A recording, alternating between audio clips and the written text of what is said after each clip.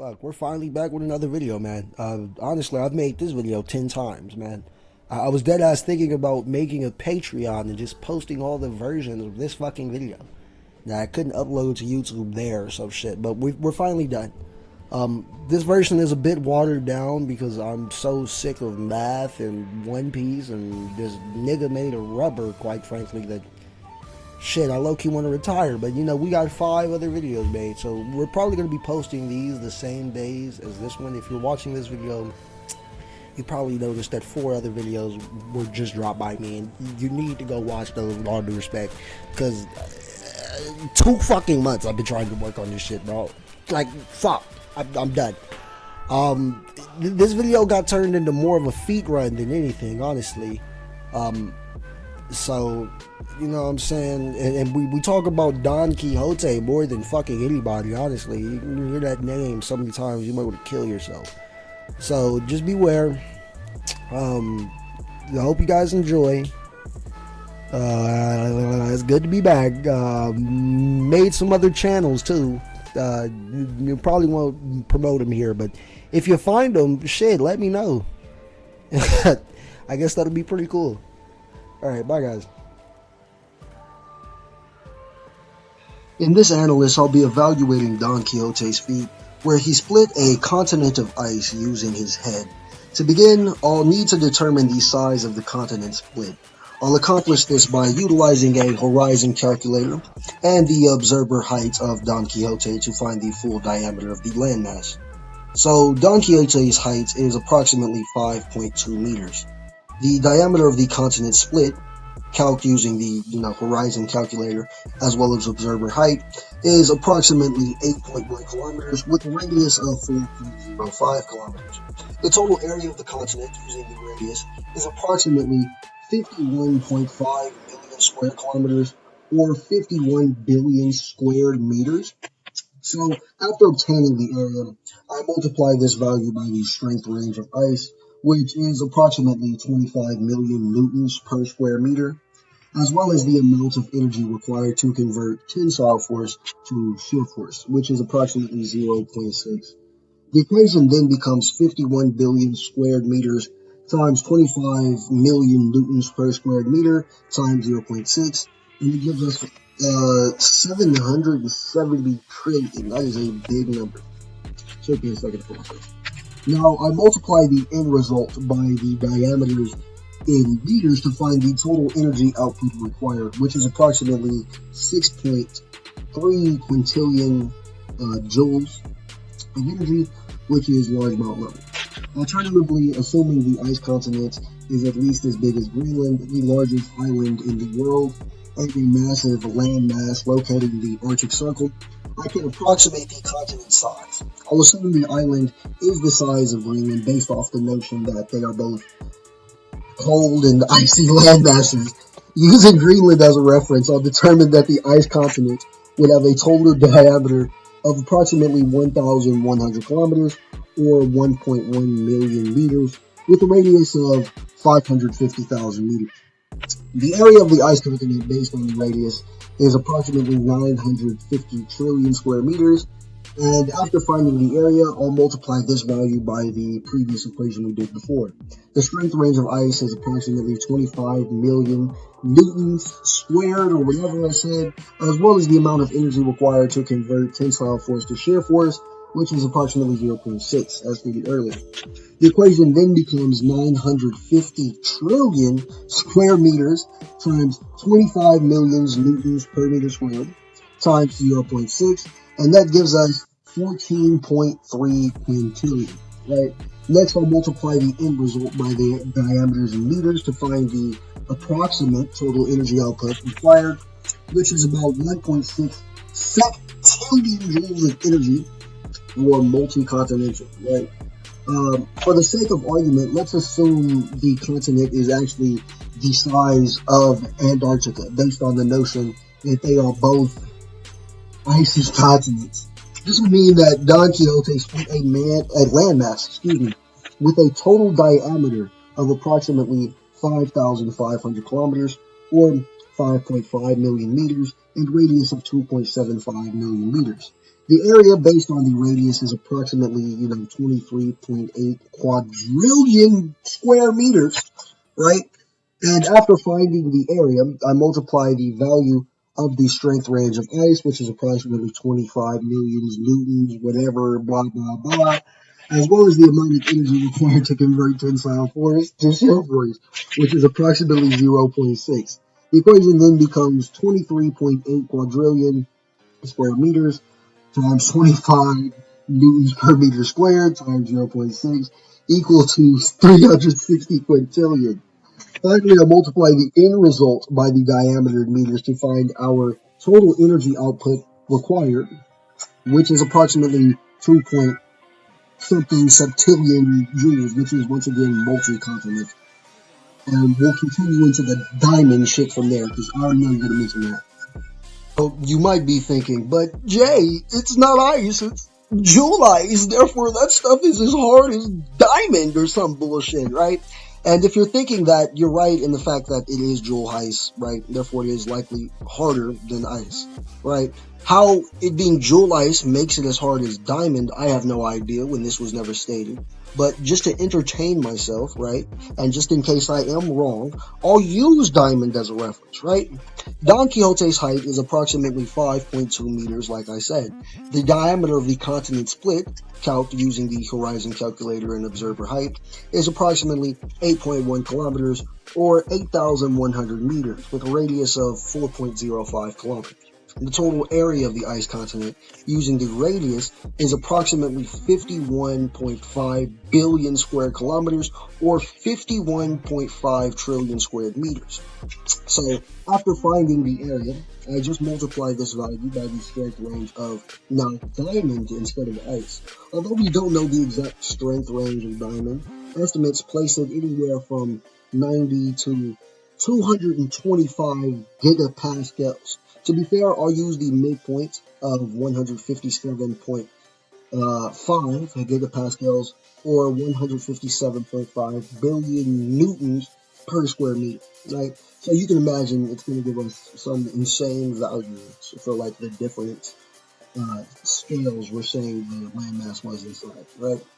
I then multiply this value by the energy required to convert tensile force into shear force, which is approximately 0.6 as stated before, right? So the equation doesn't change too much, being 51.5 trillion square meters times 157.5 billion newtons per meter squared times 0.6 equals to 4.87 quintillion, right? Next, I multiply this value by the diameter of the continent, which is approximately 1 kilometers.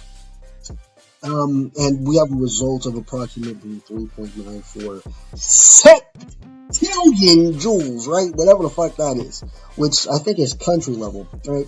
I'll have to reference that. I'll put the exact thing if I'm wrong up. But I do think that is country level. This feat will never be considered continental unless we start, assuming land masses, right? The size of the landmass, which, I've already done here, so why not continue to count, right? So using Greenland as a reference, I was able to determine that the ice continent would have a total diameter of approximately 1,100 kilometers, or 1.1 million meters, with a radius of 550,000 meters, right? Once again, size range doesn't change for Greenland. We can imagine. What does change is the exact strength range of ice to diamond, right? As we said before, we'll go with the midpoint of what most estimates place that at, which is 157 gigapascals, or 157 billion newtons per square meter, right? Then I multiply this value by the amount of energy required to convert tensile force to shear force, as usual, which is 0.6. And the equation becomes 950 trillion square meters times 157 billion, whatever, times 0.6, whatever, equals to 8.986 million, right? We then just multiply this value by the diameter of the continent, which is approximately 1.1 million meters, and we have 9.8 septillion joules of energy, which is multi-continental. right? But we didn't stop at Greenland last time, so we're not going to stop there either, right? We can also use Antarctica as a reference because, icy continent, right? We have a total diameter now of 5,500 kilometers or 5,500 meters, whatever. All right, I don't even, whatever. Let's just skip to results. We repeated this process like 50 billion times. The equation becomes some big ass number times some big ass number multiplied times 0.6 again, and then we get a big ass value of 2.24 times 10 to the 24 joules, right? We then multiply that by the diameter of the fucking continent mentioned again, which is 5,000 whatever, I don't even care anymore. We get a value of small planetary, alright? So this feat is either mildly insane or just stupidly insane, alright? And Luffy broke the chrome dome right off this motherfucker. So we get the point, right? Alright, in this next portion, we're just going to be going off of verse battle accounts at this point because I'm done scaling this shit, bro. All that math I just had to do, no way. But in this week, we'll be talking about the Strong World movie, which Oda has confirmed is canon pretty much. He envisions the plot of the story as being consistent, and who am I to argue with the author, right? I'll just understand that the show that Oda said this shit. I don't even need to justify Strong World being part of the canon, but whatever. So as you know, Shiki Golden Lion pulled up, he's throwing around fucking islands or whatever. Niggas count that at about. Let's see. Large country level, perfect. 328 teratons of TNT. Alright. And she can lift that bitch 15 petatons. Also, he was throwing the water around on that bitch. You know what I'm saying? Let's see what they can do. 1.497 extra tons. Boy, that nigga down near moon level based off that. You know what I'm saying? The multi-continental. Alright, the Golden Lion is multi-continental. Luffy fucked him up towards the end of the movie. Obviously, Shiki, like, the scaling is weird on that one. Because I don't even really want to make a connection, honestly. Because Shiki in lore is like a rival of Whitebeard and the King of the Pirates, Goldie Rock. So, whatever, my nigga. You know what I'm saying? You know what I'm saying? Like, I guess Luffy, even before fucking, the Archipelago arc, or even, whatever, Impel Down Marineford, Luffy was as cold as a fucking Yonko, the Pirate King, I guess. If you want to go with that, you know what I'm saying, then Luffy would obviously scale all this shit. But what I would say Luffy definitely scales throughout this time is actually him destroying Marvel, so I was calling me again. You believe this shit. Give me 1 second, y'all. So as I was saying before I was, rudely interrupted, what Luffy probably does fucking scale to, though, is him destroying the island of Marivel, right? Which has been calculated at 11 teratons of TNT. So country level. This is like right after Thriller Bark. This is when Strong World take place. So maybe you could use this to corroborate that, okay, if Luffy might have been country level pre-time skip, which I don't personally think is true, but fuck it, we're giving high values for Luffy here. We gotta put him up against Naruto. That nigga is actually strong, so we're gonna wank him. If he's actually country level pre-time skip, right? Whatever. I don't even mind that. Then maybe he's multi-continental later on post time skip, considering how much stronger he got and considering how much we can wank that one Don Quixote feat. But Luffy definitely is multi-continental. Post time skip with all the Gear 4, Snake Man, all that shit. In Gear 5, definitely, I would say multi-continental through maybe planetary with that.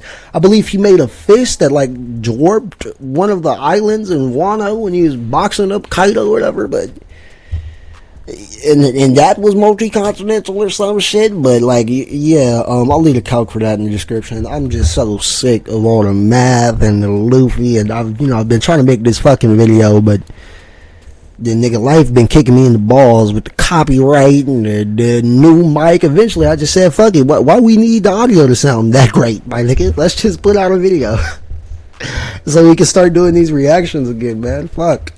I'm probably gonna get these reactions out all the same day. So if you're seeing this video, I probably have like 2 others out. If not like 5 others out. I hope you guys enjoyed this one, man. But I'm out this bitch. If you're wondering how fast Luffy is, he's faster than like whatever. Reaction speed, whatever. Alright, I'm out.